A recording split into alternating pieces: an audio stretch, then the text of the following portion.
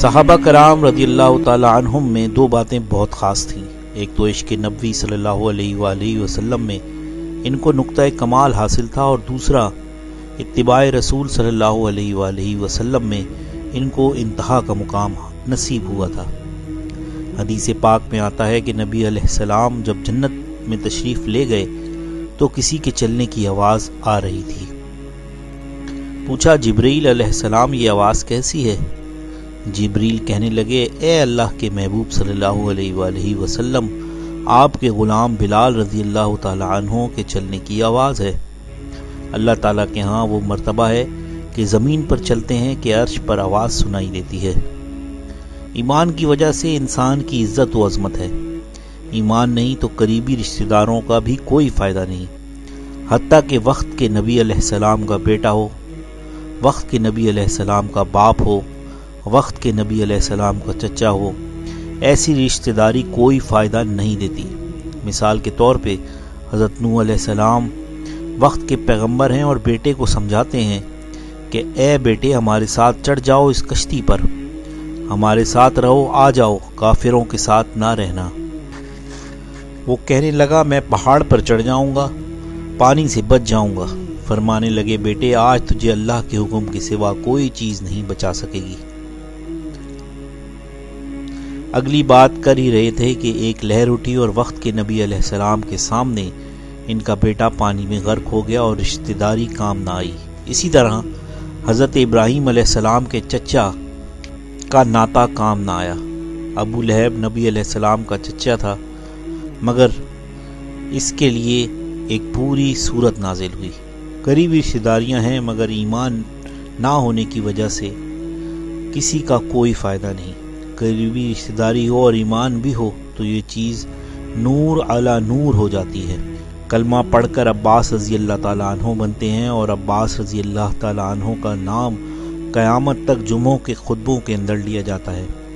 یہی بات ہے نا، جیسے محبوب علیہ السلام کا نام بلند کیا ویسے ان کے اقربا کا نام بھی بلند کر دیا۔ خطبوں میں سیدنا صدیق اکبر رضی اللہ تعالیٰ عنہ کا نام ہے، سیدنا عمر فاروق رضی اللہ تعالیٰ عنہ کا نام ہے، سیدنا عثمان غنی رضی اللہ تعالیٰ عنہ کا نام ہے، اور سیدنا علی المرتضیٰ رضی اللہ تعالیٰ عنہ کا نام ہے۔ کیوں؟ ان کے اندر ایمان بھی ہے اور رشتہ داریاں بھی ہیں، نور علی نور ہے، اور رشتہ داری جتنی قریب تھی اسی حساب سے ان کی خلافت کی ترتیب ہے۔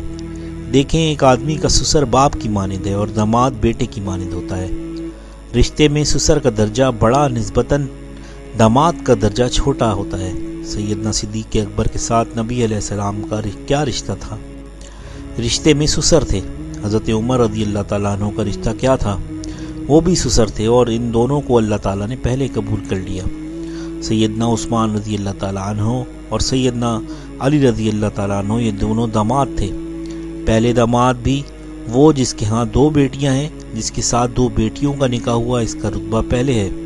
اب جو یہ کرنی کا لفظ ہے، اس کا ایک ایک حرف ہر خلیفہ کے نام کے آخری حرف ہے سے ملتا ہے۔ صدیق کی کاف، عمر کی رے، عثمان کا نون اور علی کی یہ کرنی کا لفظ ہی بتا رہی ہے۔ اور ویسے ہی صدیق اکبر رضی اللہ تعالیٰ عنہ کا نام تھا ابو بکر۔ جتنے بھی الفاظ ہوں جن کا مادہ بے کاف رے نکلے، ان کا ترجمہ ہوتا ہے کہ اپنی جنس میں سب سے پہلے۔ مثلاً بکور موسم کا سب سے پہلے آنے والا پھل، بکر صبح کا وقت، باکرہ وہ کنواری لڑکی جو پہلی مرتبہ کسی مرد کا چہرہ دیکھ رہی ہو۔ یہ الفاظ بھی بتا رہے ہیں کہ جب مادہ بے کاف رے ہوتا ہے تو اپنی جنس میں سب سے آگے ہوتا ہے۔ ابو بکر رضی اللہ تعالیٰ عنہ بھی اپنی جنس میں سب سے آگے ہیں۔ ان کا نام بتا رہا ہے کہ یہ ایمان لانے والے سب سے آگے ہیں۔ اللہ رب العزت نے ان کو مقام عطا فرمایا ہے۔ کہتے ہیں کہ شاگرد اپنے استاد کے کمالات کے آئینہ دار ہوتے ہیں۔ درخت اپنے پھل سے پہچانا جاتا ہے اور استاد اپنے شاگرد سے پہچانا جاتا ہے۔ شاگردوں کو دیکھو، استاد کے کمالات سامنے آ جائیں گے۔ صحابہ کرام رضی اللہ عنہم پر نبی علیہ السلام نے بڑی محنت کی، ان کا تزکیہ کیا، ان کو ستھرا کیا، سنوارا، ان کی تربیت فرمائی۔ ایک صحابی رضی اللہ تعالیٰ عنہ نے پوچھا اے اللہ کے محبوب صلی اللہ علیہ وآلہ وسلم، دنیا میں کتنے انبیاء گزرے ہیں؟ آپ صلی اللہ علیہ وآلہ وسلم نے فرمایا 1,24,000 انبیاء گزرے ہیں۔ پھر پوچھا اے اللہ کے محبوب صلی اللہ علیہ وآلہ وسلم دنیا میں کتنے رسول گزرے ہیں؟ فرمایا 313۔ نبی ایک رتبہ ہے اور رسول دوسرا رتبہ ہے۔ رسول وہ ہوتے ہیں جن کو اللہ رب العزت نے انبیاء علیہ السلام میں سے کچھ زیادہ نمایاں شان عطا فرمائی ہو، جو اللہ تعالیٰ کی طرف سے احکام میں تبدیلی لے کر آئے ہوں۔ یعنی ہر رسول جو دنیا میں آئے ان کو شریعت کے احکام میں تبدیلی ملی، اور باقی انبیاء علیہ السلام صرف اسی شریعت کے اوپر دعوت و تبلیغ کا کام کرتے رہے۔ پھر اس نے پوچھا اے اللہ کے نبی صلی اللہ علیہ وآلہ وسلم ان میں سے صاحب کتاب کتنے تھے؟ فرمایا 4، توریت، انجیل، زبور اور قرآن مجید، یعنی 4 کتابیں تھیں جو نازل ہوئیں۔ تو آپ صلی اللہ علیہ وسلم نے فرمایا 4۔ اب دیکھیے صحابہ کرام رضی اللہ تعالی عنہم میں سے خلفائے راشدین کتنے ہیں؟ 4۔ صحابہ کرام میں سے صاحب بدر کتنے ہیں؟ 313۔ صحابہ کرام کی اپنی تعداد کتنی تھی؟ 1,24,000۔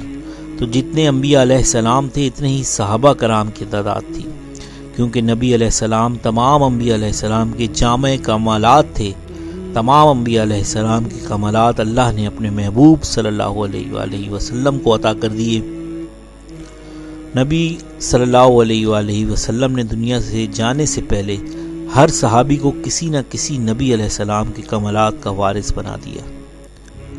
امید کرتا ہوں کہ آج کی ویڈیو آپ کو پسند آئی ہوگی۔ اگر پسند آئے تو اس کو لائک کیجیے گا، اور اگر میرے چینل پہ نئے ہیں تو اس کو سبسکرائب کر لیجیے گا۔ پھر ایک نئی ویڈیو ملیں گے، تب تک کے لیے اللہ حافظ۔